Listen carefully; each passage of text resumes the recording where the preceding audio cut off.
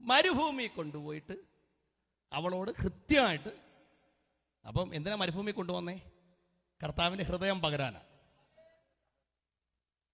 ഞാൻ നിങ്ങളോട് ചോദിക്കുകയാണ്, മലയാളം അറിയാവുന്നവരാണല്ലോ, ഈ വശീകരണം എന്നുള്ള വാക്ക് നല്ല വാക്കാണോ? ആണോ? ഞാൻ കേട്ടിട്ടുണ്ട്, ആരാടീ നിന്നെ വശീകരിച്ചെന്നൊക്കെ പറയുന്നത്. നല്ലൊരു വാക്കല്ല.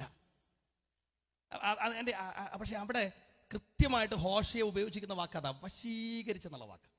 അർത്ഥം എന്താണെന്നറിയാം? അപ്പം നമ്മുടെ കുഞ്ഞുങ്ങളെ നമ്മൾ ഉദ്ദേശിക്കുന്ന രീതിയിൽ കൊണ്ടുവരാൻ വേണ്ടി ഒന്നാമതെടുക്കുന്ന ശ്രമം സ്നേഹമാണ്. സ്നേഹിച്ച് എന്ത് വേണമെങ്കിലും കൊടുക്കും.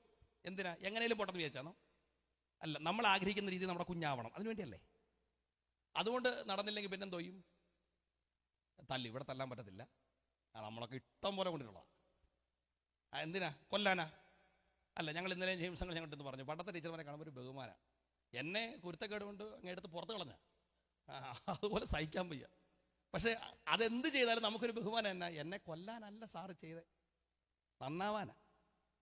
ഞാൻ ചോദിച്ചോട്ടെ, സ്നേഹിച്ചിട്ട് നടന്നില്ല, തല്ലിയിട്ട് നടന്നില്ല, പിന്നെ അവൻ എന്തോ ചെയ്യാൻ പറ്റും? പോകുന്ന വഴി പോട്ടെന്ന് വിചാരിക്കും. ചില പിള്ളേരുണ്ട്, അടിക്കാൻ തുടങ്ങുമ്പോൾ തീരെ ആടി, അവനെ എന്തോ ചെയ്യും?